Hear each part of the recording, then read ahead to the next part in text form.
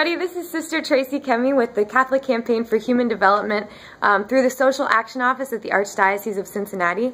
And I'm here today visiting St. Vincent de Paul and talking with Matt and Dominic about the St. Vincent de Paul Reentry Program. So they're going to join us in just a few minutes to share some thoughts, so come along with us.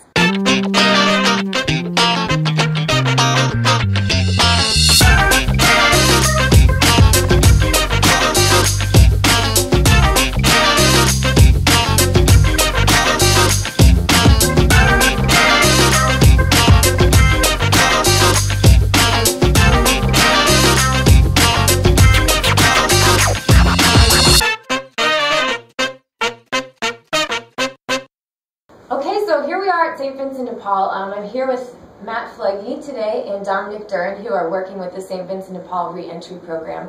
And they've been gracious enough to share a little bit about their program with us. This program is sponsored by CCHD, so we're just interested to hear a little bit more. And Matt's going to start us off. Matt, would you mind sharing with us just a little bit about St. Vincent de Paul and how you got into working with this program in the first place? Sure. So my name is Matt Flegge. I'm the Strategic Initiatives Manager at St. Vincent de Paul. Cool. And for about 145 years, St. Vincent de Paul has been working here in Cincinnati at the front line of poverty. We have a little over 900 members at 58 parishes here in Hamilton County that visit the homes of neighbors in need and provide assistance with real basic needs. So earlier this year, we had the opportunity to work with the Catholic Campaign for Human Development and the National St. Vincent de Paul office as one of 5 cities participating in a national reentry program. And we really jumped at the opportunity because so many of the families that our Vincentians, our members, see in the community are affected by issues of mass incarceration.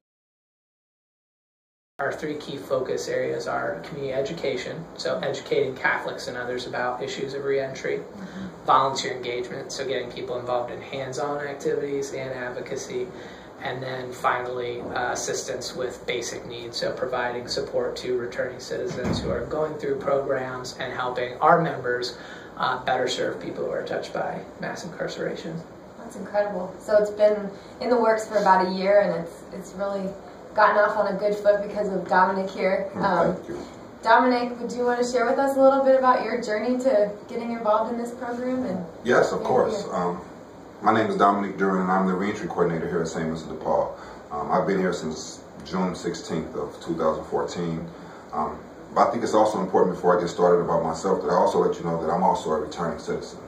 And for those of you not familiar with the term returning citizen, it's a phrase that we created in my prior work to do away with the negative connotations that's associated with ex-con, ex-inmate, ex-offender.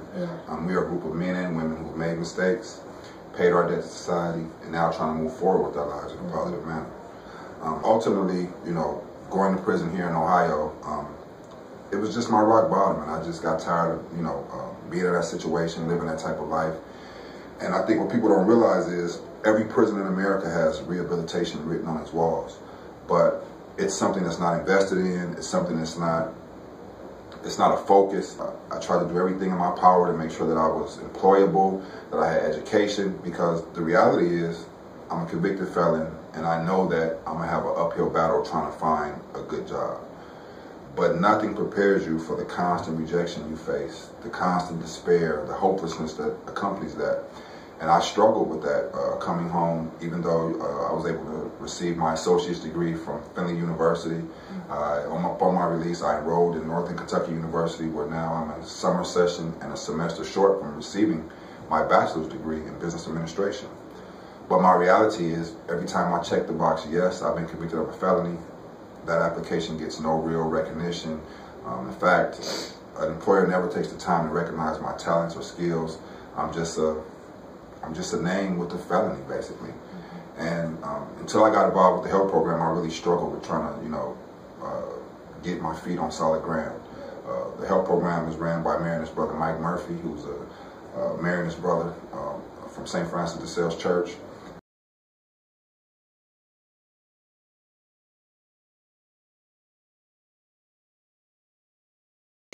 And that's what provided the help I needed, a church, a faith environment that wouldn't didn't turn anybody away, that just welcomed me with open arms and gave me the love that God would give you.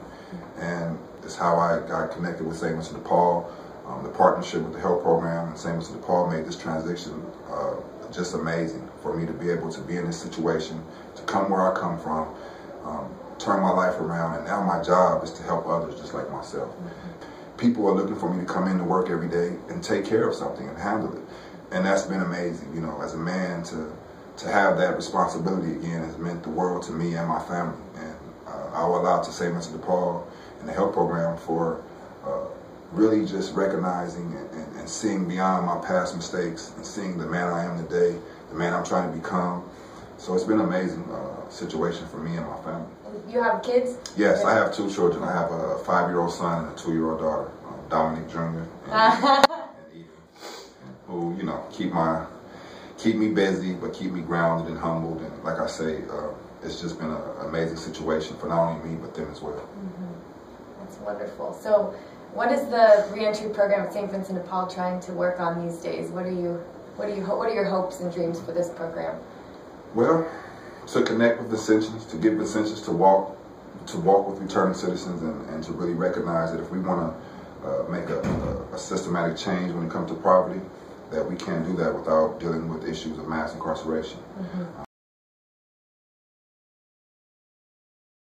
More and more, we've just been finding that we can't just focus on paying someone's rent without thinking about what are the big structural issues that have caused this person to struggle in the first place. So really looking at mass incarceration, sentencing, fair hiring policies, and really taking a look at what are some changes that aren't partisan, that aren't something that's conservative or liberal, Democrat or Republican, but what are just some real common sense reforms that could take place that would help the families that we serve.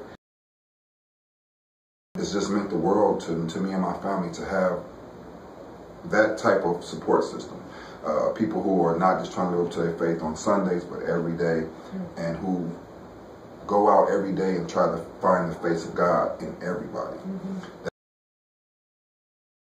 Something I heard from talking with these guys too is just the generating hope. It sounds like this program really gives hope to people that maybe didn't have hope before, and you're really impacting the city. So we at CCHD appreciate and admire your work, and we thank you so much for taking some time to chat with us today. And we'd like to remind all of you, of course, to donate to CCHD this coming weekend. The collection will be happening in parishes across America on the 22nd and 23rd.